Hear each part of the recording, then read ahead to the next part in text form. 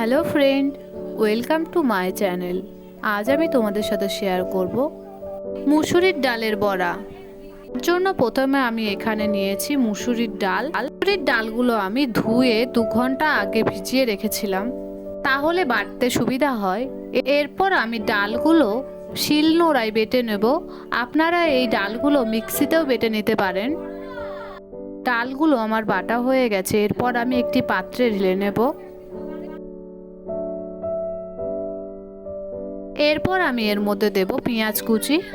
পেঁয়াজগুলো আমি একটু সরু সরু করে কেটে নিয়েছি। তারপর আমি এর মধ্যে দিয়েছি পরিমাণ মতো লঙ্কার গুঁড়ো, পরিমাণ মতো হলুদ গুঁড়ো, আর দিয়েছি স্বাদ অনুযায়ী লবণ। আমি এখানে কাঁচা লঙ্কা ব্যবহার করিনি, আপনারা চাইলে কাঁচা লঙ্কা ব্যবহার করতে পারেন। তারপর আমি এখানে দিয়েছি ম্যাগি মশলা। তারপর আমি সব কিছু বেশ ভালো করে মিক্স করে নেব।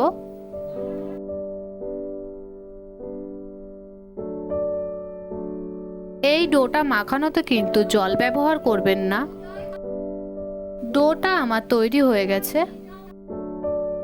এরপর আমি একটি কড়াইয়ে দেব পরিমাণ মতো তেল।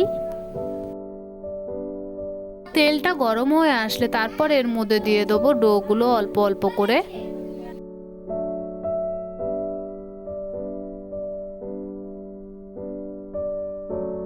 এরপর আমি এক পিঠ 1 মিনিট থেকে 2 মিনিট মতো ভেজে নেব। আর এই দিকে আমার এক পিঠ ভাজা হয়ে গেছে। এরপর আমি উল্টে নেব।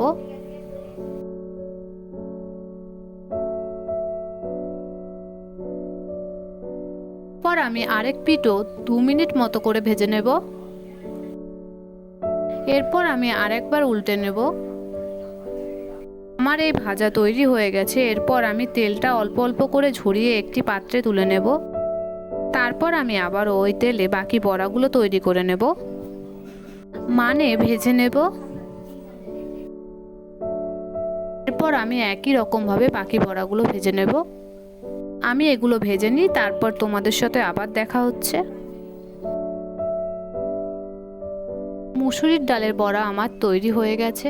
দেখুন ভেতরটা কত সুন্দর হয়েছে। আপনারা এই বড়া সন্ধ্যেবেলার স্ন্যাক্সে বা দুপুরে খাবার সময়ও খেতে পারেন।